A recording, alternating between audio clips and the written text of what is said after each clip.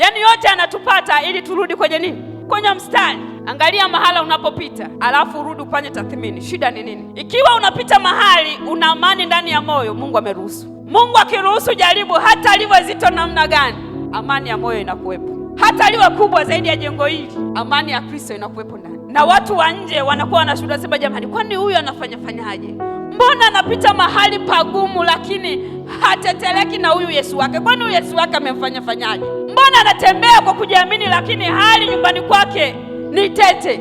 Yesu amefanyaje? Ameruhusu. Na anajua unao uwezo wa kulibeba hilo.